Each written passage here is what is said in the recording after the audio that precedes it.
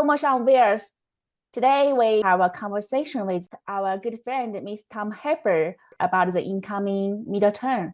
Good afternoon, Mr. Hafer. Good afternoon, Dr. Liu. Good to see you back from your Yellowstone trip, which I assume was interesting and exciting.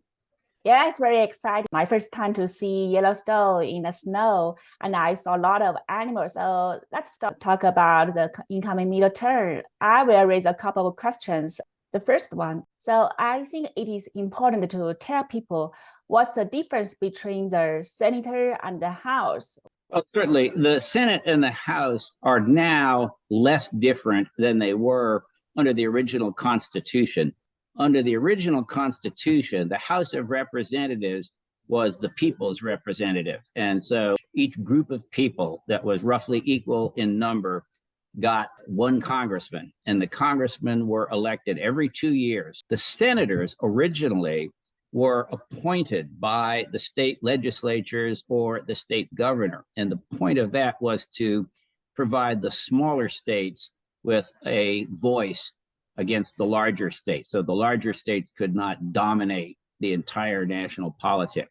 In 1913, that was changed to direct election of senators. So senators now get elected every 6 years. So there's a lot less rotation and a lot more longevity. Now, in terms of what they actually do, their roles are somewhat similar. The main differences being that tax bills must originate in the House of Representatives, and presidential appointment confirmations must occur in the Senate.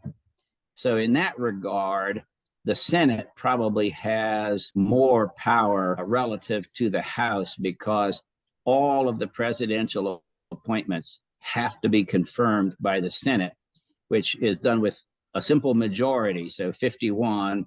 And since the Senate is 100 senators, that's 50 senators plus the vice president who votes in the case of a tie. So currently the Democrats have 50 Democrat senators plus the vice president. So they have the power to confirm any presidential nomination that they want. But as you probably know, there's been some dissension from a number of senators, principally Joe Manchin and Kyrsten Sinema. So some of the crazier appointments by this administration have not been approved, to which I can only say thank goodness. What would you suggest us to do to contribute to his campaign to make our voice heard? There is some value in contributing financially to campaigns. Small donors make up a larger fraction of the funds in campaigns than you would think. You would think that people like me are going to be swamped by the billionaires.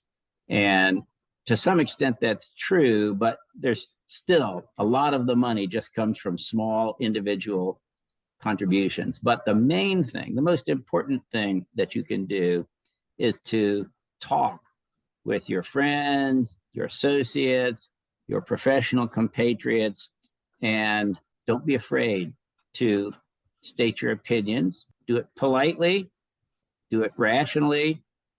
Don't be critical of them if they don't agree, but you would be surprised many, many times if you are willing to defend a position, even one that you think is not popular in society.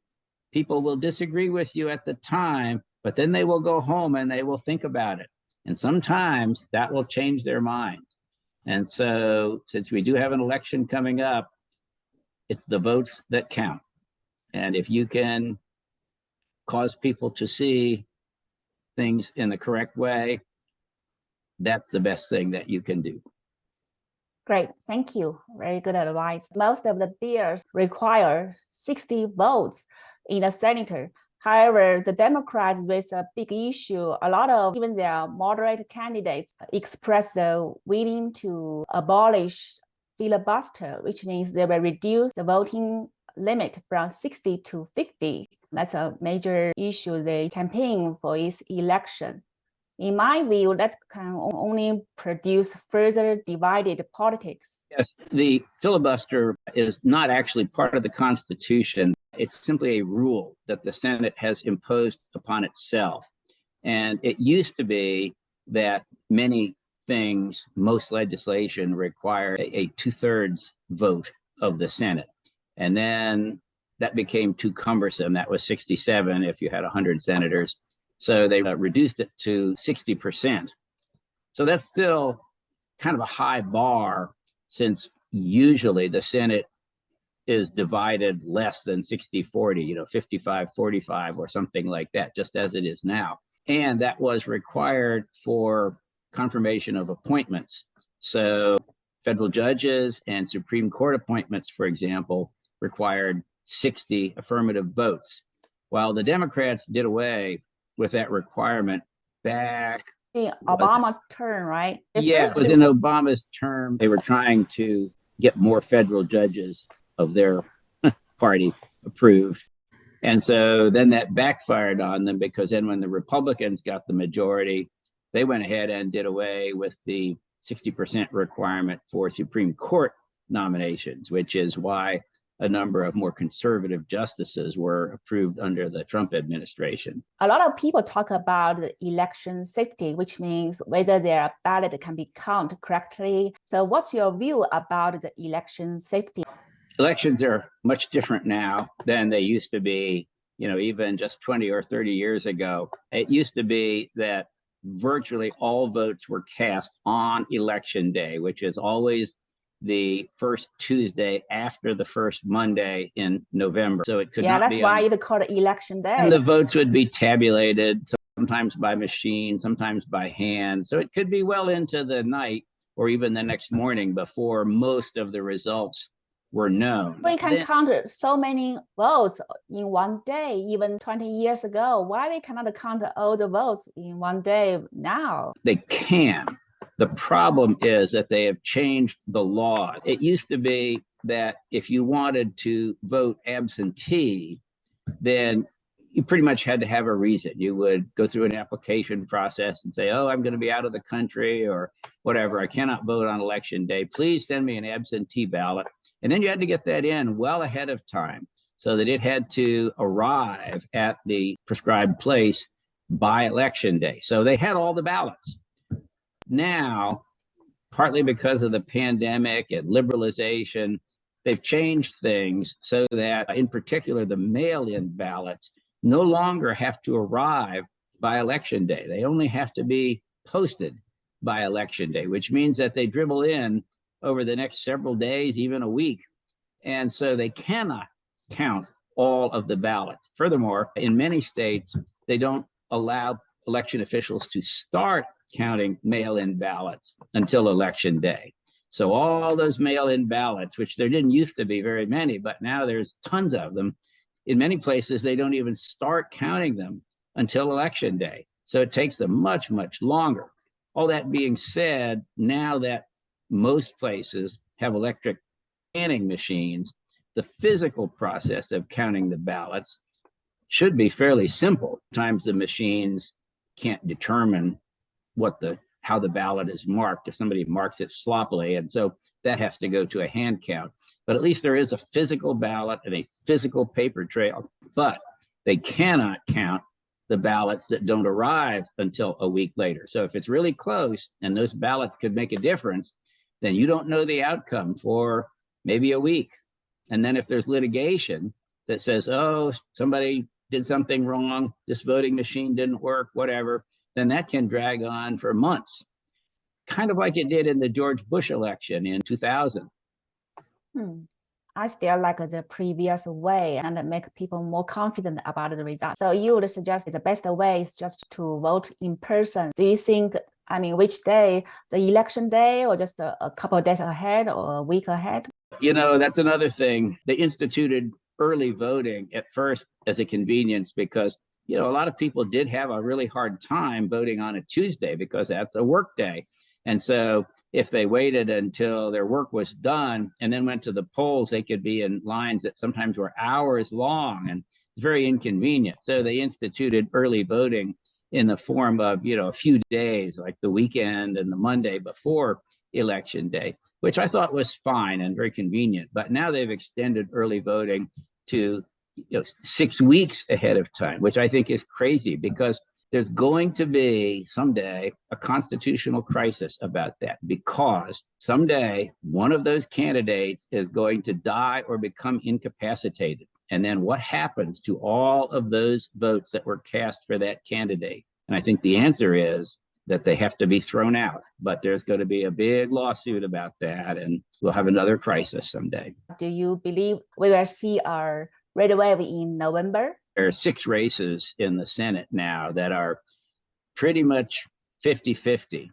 And it's very difficult to predict how that's going to go, because what voters tend to do, and rightly so to some extent, is that events in the 2 weeks or even 1 week or even few days prior to the election have an undue impact on how people vote.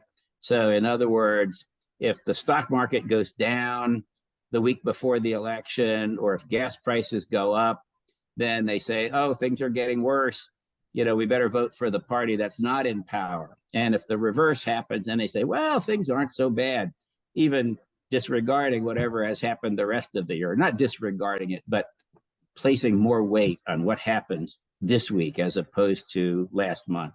Some people talk about we face like 60s race tension, 70s high inflation, and 60s, 90s high criminal rate, and also 90s illegal immigration. So do you think people can start to fix it by electing the right politician during this coming midterm? Those things can be fixed even in the short term. Illegal immigration would not be that hard to tamp down. It was done under President Trump. It is merely the policies of the current administration that have caused it to reemerge as a crisis. And it is a crisis. We're having over 2 million people come across the southern border illegally each year. And over 4 years, that's over 8 million people. If the same administration is elected again, that's 16 million people. That's a sizable fraction of the American population. And it's an extremely unfortunate situation, because the people who are in indeterminate status as immigrants, who are not here legally, it's very hard for them to get good jobs. And so they're forced into a kind of a quasi-slavery. And they have to take jobs that don't pay well, that don't have good conditions. And they're afraid that if they say anything, that they'll be fired or sent to deportation or something like that. So I think it's a humanitarian crisis for that reason. Exactly. Probably about 1% of those undocumented or illegal immigrants, they are felony in that country, and they directly came to the US. So no country wants to have people who have such a felony background to make our law-abiding citizen under the surge of crime by threat. You're exactly right. It was well documented that back in the 90s, during what was called the Mariel boat lift, when we allowed a lot of people from Cuba to immigrate into this country, that what Castro did was to go around and empty the jails and the insane asylums and send all those people over here so that we had to deal with them. So yeah, that's great. No more crime in Cuba. We sent all the criminals to the United States. Thank you so much. We look forward to hear you back in our next video.